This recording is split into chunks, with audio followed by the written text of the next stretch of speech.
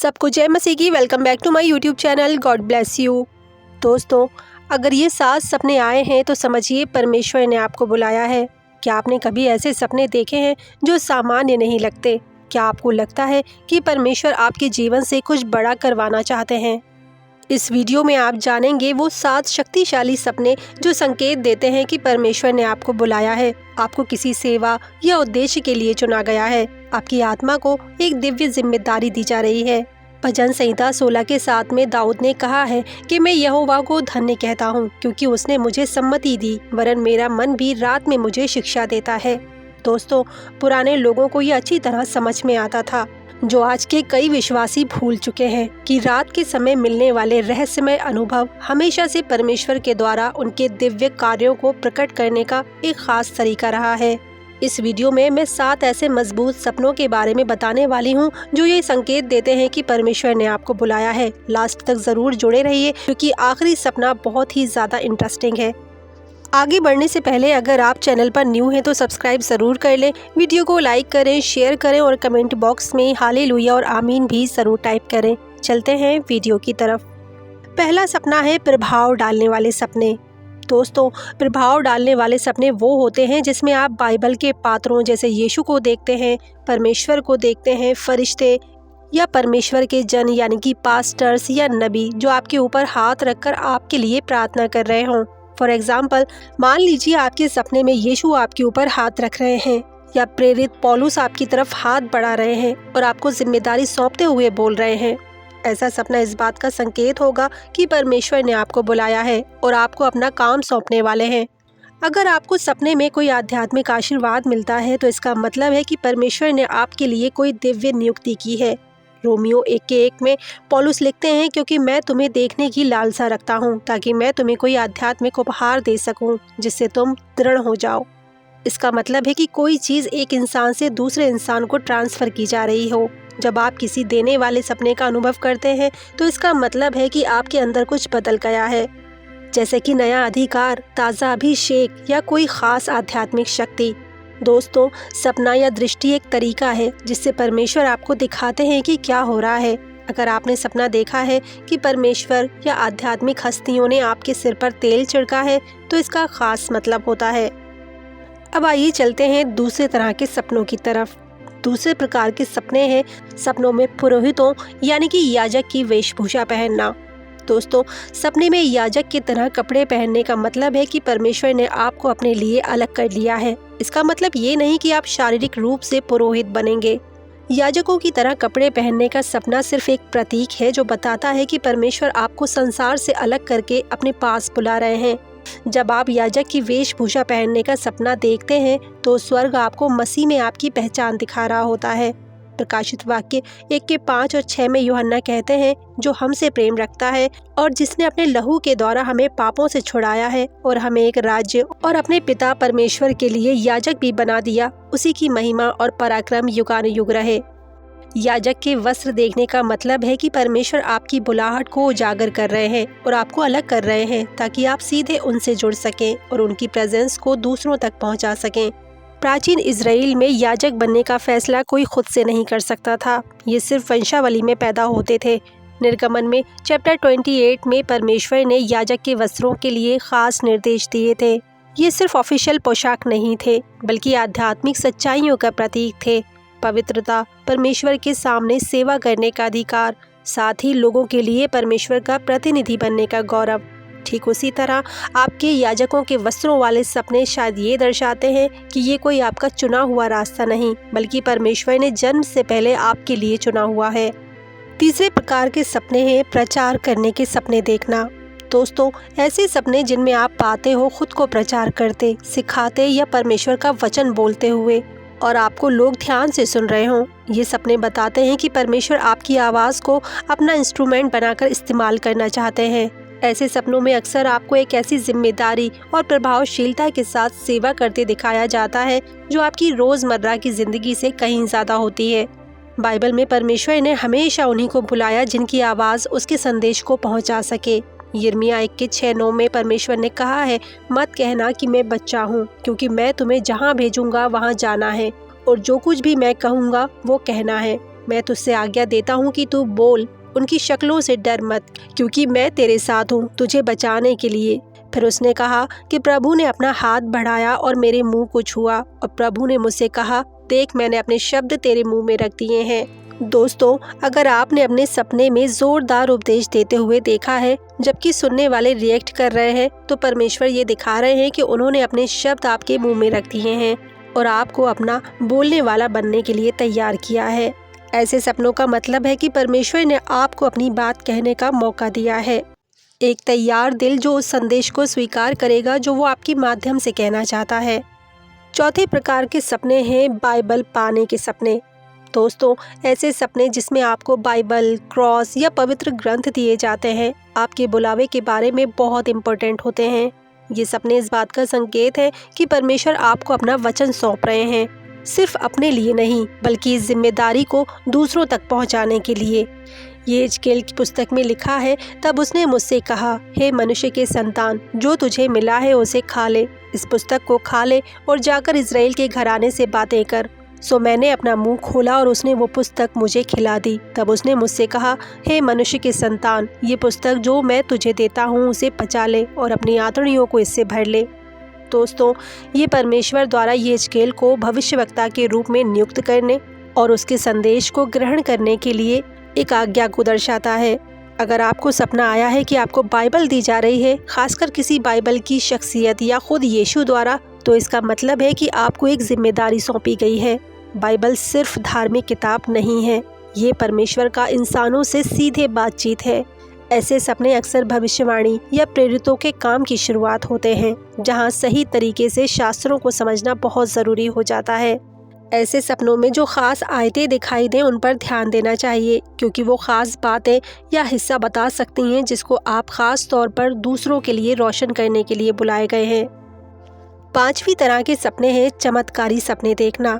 ऐसे सपने जहां आप खुद बीमारों के लिए प्रार्थना करते हैं और वो ठीक हो जाते हैं, बुराइयों को निकालते हैं या दूसरे चमत्कारी संकेत दिखाते हैं कि ये एक बुलाहट का संकेत है जिसमें परमेश्वर की अलौकिक शक्ति का प्रदर्शन शामिल है।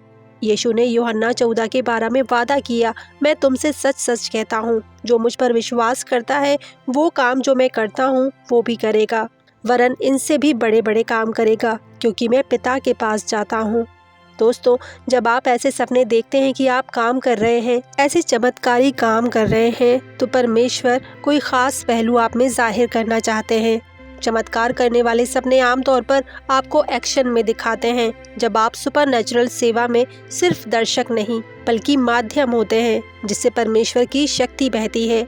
ये सपने अक्सर असली इलाज या मुक्ति की सेवाओं से पहले आते हैं। कई लोग जो बाद में बड़ी ताकत से इलाज करते हैं वो बताते हैं कि उन्होंने पहले बार बार ऐसे सपने देखे जहां वो बीमारों के लिए प्रार्थना कर रहे थे और आश्चर्यजनक तरीके देख रहे थे। ऐसे सपने ये दोनों काम करते हैं, पहले आपको एक झलक दिखाते हैं और साथ ही आपकी आस्था को इस काबिल बनाते हैं कि आप ऐसी ताकत को संभाल सकें। ध्यान देने वाली बात यह है कि ये सपने आमतौर पर इस बात पर जोर देते हैं कि परमेश्वर की शक्ति आपसे होकर गुजरती है, आपसे नहीं निकलती। आप सिर्फ एक माध्यम हैं, स्रोत नहीं। असली चमत्कार दिखाने वाले सपनों में यीशु हमेशा केंद्र में रहते हैं और आप उनके तैयार किए हुए औजार होते हैं। अगर आपने ऐसे सपने देखे हैं तो हो सकता है कि परमेश्वर आपको किसी सेवा के लिए तैयार कर रहे हैं। अगले सपने हैं स्वर्गदूतों के सपने। दोस्तों, ऐसे सपने जिसमें स्वर्गदूत खास संदेश या काम देते हैं, ये भी परमेश्वर के बुलावे का एक बड़ा संकेत होते हैं। पूरी बाइबल में स्वर्गदूतों की उपस्थिति बार बार सेवा के लिए नियुक्ति और अलौकिक शक्ति प्रदान करने के मौके होते हैं। जब दानियल को इजराइल के बारे में रहस्य उद्घाटन मिला था, भविष्य में परमेश्वर का फरिश्ता उसे समझाने के लिए भेजा गया। लूका 1 में जकरिया और मरियम दोनों को फरिश्तों ने यीशु और यूहन्ना बपतिस्मा देने वाले के जन्म की खबर दी। प्रेरितों के 10वें अध्याय में कुरनेलियुस की फरिश्ते से मुलाकात ने सुसमाचार को गैर यहूदियों तक पहुंचाया। बाइबल में फरिश्ते हमेशा परमेश्वर के मैसेंजर बने, जो परमेश्वर की बात उन लोगों तक पहुंचाते जिन्हें वो बुला रहा था या मार्गदर्शन दे रहा था। अगर आपके सपनों में फरिश्ते कोई खास संदेश या हिदायतें दे रहे हैं तो ये पैटर्न बाइबल के एग्जाम्पल से पूरी तरह मेल खाता है। फरिश्तों के सपनों में मिलने वाले संदेश आमतौर पर सीधे और साफ होते हैं, जिनका मतलब खास और फौरन लागू करने के लायक होता है, जिससे उनके अर्थ को लेकर कोई संदेह नहीं रहता। ये मुलाकातें अक्सर उन बदलाव के मौके होती हैं जब विश्वासियों की यात्रा आगे बढ़ती है। लास्ट सपने हैं चढ़ाई या उठने वाले सपने देखना। दोस्तों, दिव्य बुलावे वाले आखिरी तरह के सपनों में ऐसा होता है कि कोई ऊपर उठ रहा होता है या एक ऊंचा नजरिया मिल रहा होता है। इसमें स्वर्ग के क्षेत्रों में उठाए जाने के सपने भी हो सकते हैं। जेनेसिस 28 में याकूब का मशहूर सपना इसी प्रकार का है। उसमें लिखा कि उसने एक सपना देखा और देखो एक सीढ़ी धरती पर लगी हुई थी और उसका सिरा आकाश तक पहुंच रहा था। परमेश्वर के फरिश्ते उस पर चढ़ते और उतरते हुए दिख रहे थे और देखो प्रभु उसके ऊपर खड़े थे और बोले, मैं तुम्हारा पिता अब्राहम का परमेश्वर और इसहाक का परमेश्वर हूँ। दोस्तों, ये आध्यात्मिक उन्नति का सपना सीधे जुड़ा था जब याकूब को उसका दिव्य कार्य और वाचा मिली।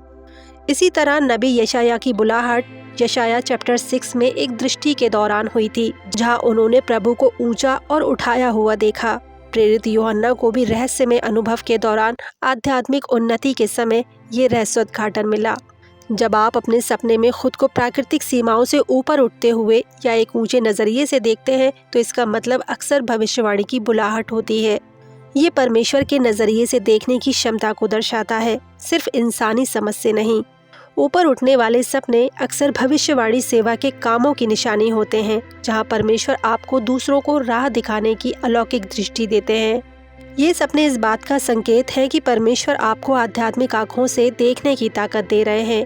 अगर आपने ऐसे सपने देखे हैं तो इसका मतलब है कि परमेश्वर आपको ये शक्ति दे रहे हैं। भविष्यवाणी जैसी समझ और नजरिया सिर्फ अपने फायदे के लिए नहीं, बल्कि दूसरों को मुश्किल हालात से निकालने के लिए ये दे रहे हैं। दोस्तों, ये 7 तरह के सपने समझने के बाद ये जानना जरूरी है कि ऐसे दिव्य सपनों का सही ढंग से कैसे जवाब देना चाहिए।